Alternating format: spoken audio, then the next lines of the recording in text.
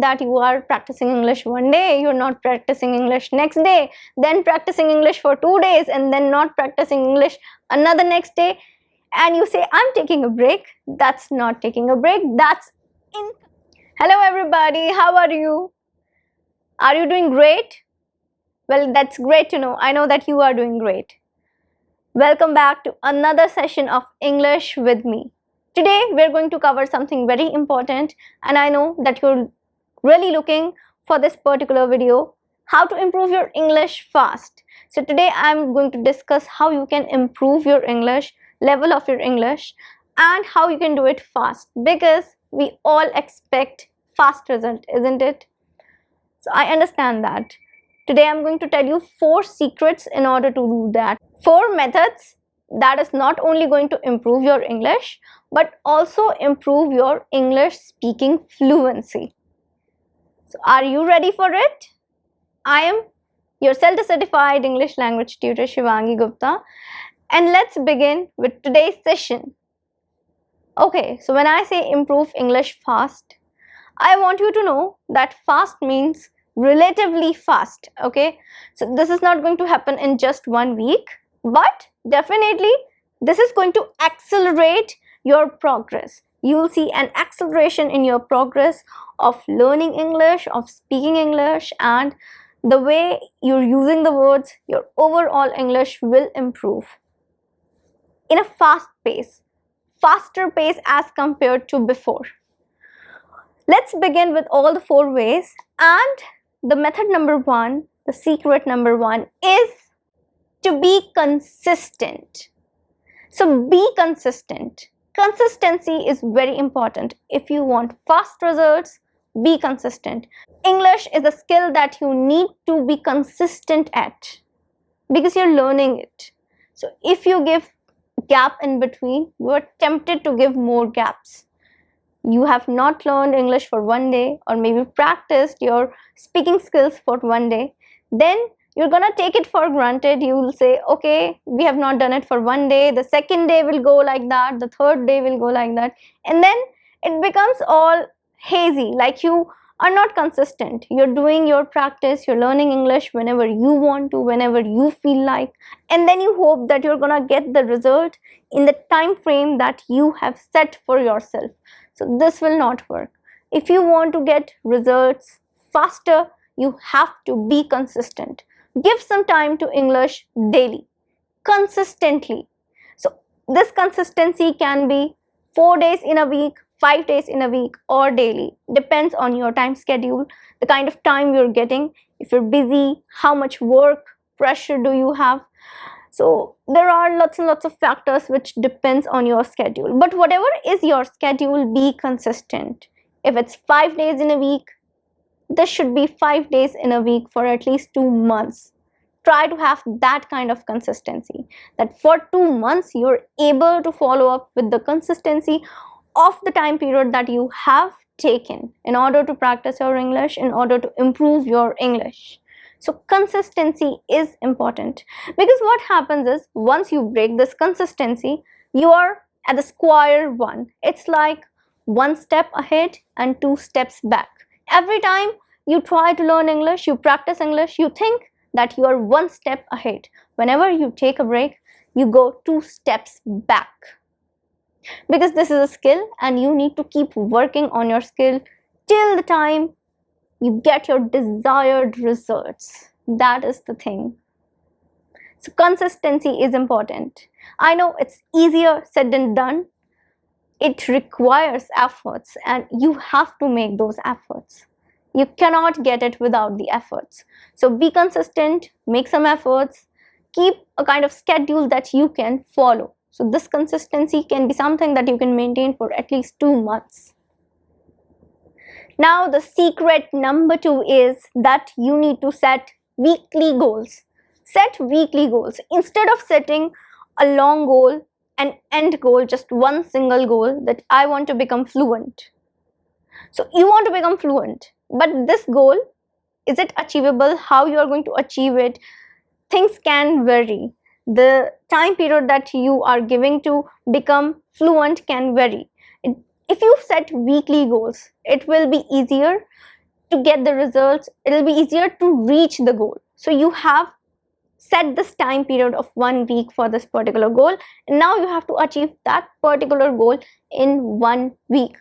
For example, I'm just giving you an example, that weekly goal.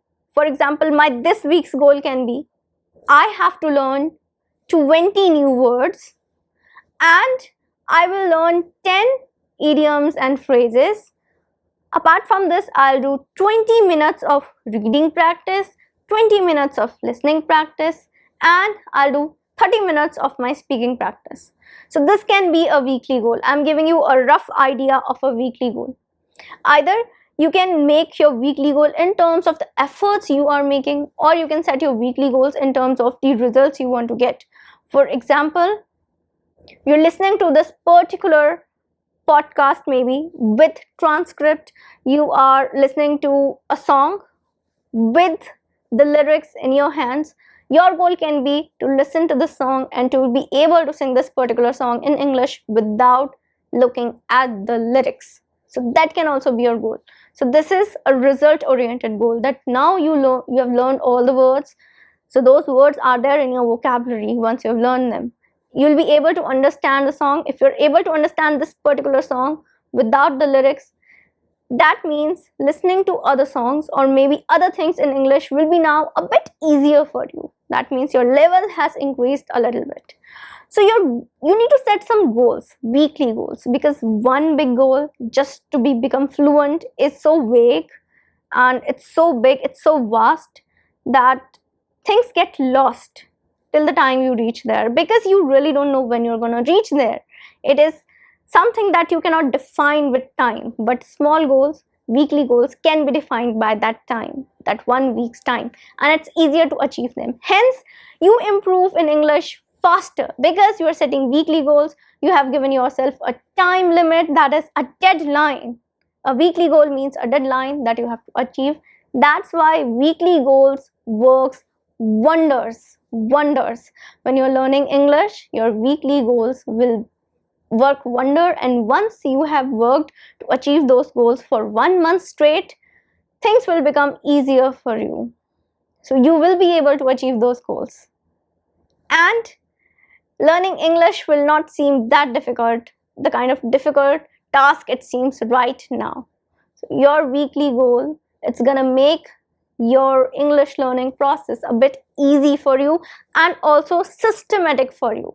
That is one more thing, that goals make learning systematic. So set weekly goals. I highly recommend it. Set weekly goals. Now moving on to the next method number 3. It is practice every day. So you need to practice your English every day, whether it's listening, it's reading or speaking. You need to practice every day, because if you don't practice every day, you will not improve. You will not get the results as fast as you are expecting them to be. So you will not get those results any faster.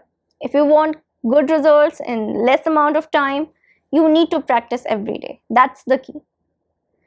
Because learning English is not something that you can achieve overnight. This is not something that can be done in a day or two. It is a process which takes time. You have to understand this, that each step that you are taking, small efforts that you are making, all of that combined together adds up to a bigger result, a better result.